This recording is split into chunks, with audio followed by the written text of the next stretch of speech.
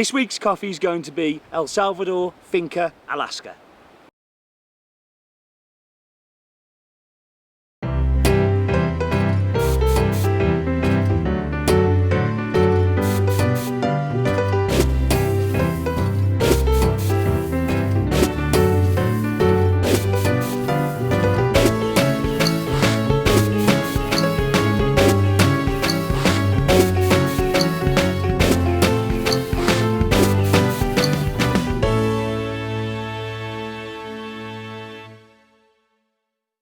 Hello everybody and welcome to episode 167 of In My Mug on Monday the 23rd of January 2012.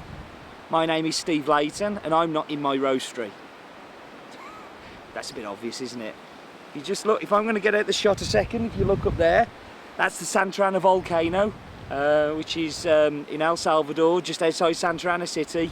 A volcano I think I've harped on about in My Mug for the past 3 years quite a lot, and it's really cool to kind of be here for the first time actually recording it, like on a farm of the coffee that I'm doing. So the coffee that we're doing this week, as I said at the start, is El Salvador Finca Alaska. Alaska is a coffee that we bought first of all in 2007. 2007 from our good friend Ernesto Mendez, who is standing behind the camera looking at me, making me feel really nervous. But Ernesto entered his coffee, he bought the farm in 2005. In 2007 entered it into the Cup of Excellence programme. I'm going to rip that leaf out the way so it doesn't get in. Oh, he's saying I've knocked the camera. This is perched on sticks. So bought the farm in 2005, entered it in Cup of Excellence in 2007 and finished 8th. Was it 8th? Yeah, 8th. So he finished at, yeah, and I'd never heard of this bloke Ernesto. I thought, oh, who's he? But I saw this coffee and tasted it and it was amazing. So we got together a buying group and bought it. 2008, I decided I was going to come out to El Salvador and come and kind of see what was happening here. And this guy came and met me in the Cup of Excellence award ceremony and said, "You're Steve?" And I was like, "Yeah." He says, "I'm Ernesto and I've just won Cup of Excellence #1, which was La Illusion," which I'm going to point to La Illusion. It's that way. So if you can see that way, because I don't know how good the camera's going to be, La Illusion is over there. Which we also bought in Cup of Excellence and we also buy now, as you know, because we had it on In My Mug a few episodes back. And then in 2010, or you bought Las Brumas? Oh no, 2010 first of all was Los Andes, Yeah, Los Andes, which he entered into Cup of Excellence and finished 5th. This guy wins all the time. And then last year he entered Los Brumas, and Los Brumas is the other side of the Santa Ana volcano, and that finished 23rd, but was like the second or third most expensive coffee in the auction, something ridiculous. Got everybody buying it because everybody knows this rock star Ernesto. And then last year also, in 2011, his coffee went to the WBC with Alejandro from Viva Espresso, who I'm going to see tomorrow, who only went and won that as well. This guy wins prizes like, I don't know, like a superstar that he is. But yeah, the farm, Finca Alaska, is the beginning, the first time that I got in touch with Ernesto and the first coffee we bought. So super special to me because it's the foundations of our relationship and us buying coffee. Ernesto's great, as in he speaks really good English, although he says he doesn't, but he does. He speaks great English. He communicates with me all the time on email, which is awesome. So we're always talking to each other. And like these last 2 days, I've been stopping in his home with him, with his family, who are amazing. He's got everything. He's just too lucky. But he produces amazing coffee, and this is the coffee that we're going to taste today. The altitude we're at now is around about 1800 metres. 1650. Has a mixture of red and orange Bourbon with a tiny bit of Pacamara. So all of this down here is the farm and the coffee. That's also Alaska there, isn't it? So we've got a windberry there with Alaska too. So we're really at the top.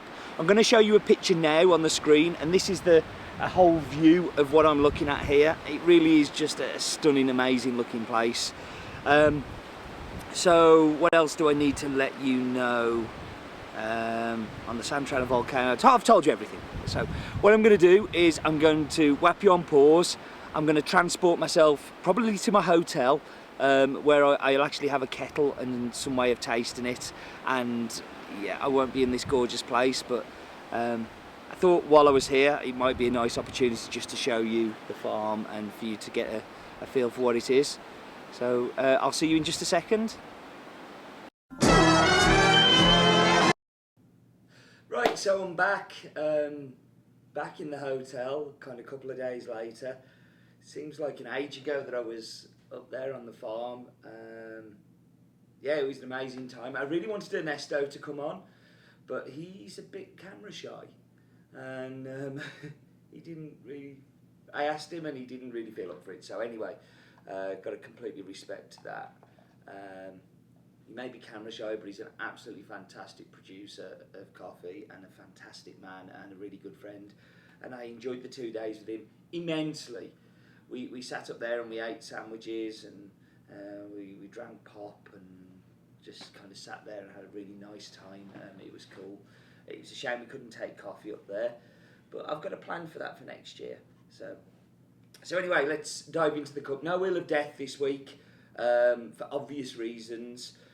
Brewed it using the Cantan, hand grinder, coffee with me, just as a brewed coffee, yeah, time to dive in. So, in fact, first of all, I should smell the grinds. So snozzer in the grinder.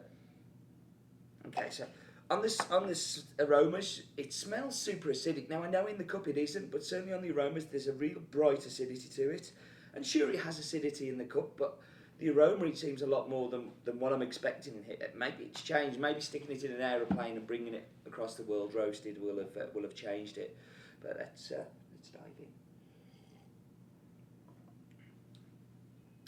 So on the front end, it is that acidity. It is bright, but it dissipates quite quickly. The front is a little bit like cherry, and I use cassis as a descriptor on it too, and that dives in and out, but the cherry, black cherry, for sure, is all over the front. But I find that disappears really quickly. So from that, you end up with something that's kind of like got a caramel, a little bit of like a milk chocolate, incredibly sweet. Like, that's deliciously sweet.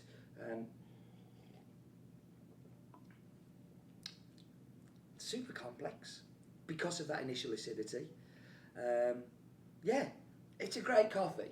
As I was saying on the bit when I was on the farm, this was our first introduction to Ernesto, and without this coffee we'd have never got to have met Ernesto and found La Lujan and all the rest. It perhaps doesn't get as much love because, from me, not from you guys, you love it, and I get lots of feedback on that, but from me, because I love La Lujan. La Lujan for me is one of, my top. Well, this year it was number one in my favourite coffees, but it's always in there. It's always in my top. It's in my top 3 all-time ever coffees, without a doubt. So Alaska has a tough act to follow with that, but it's a great coffee.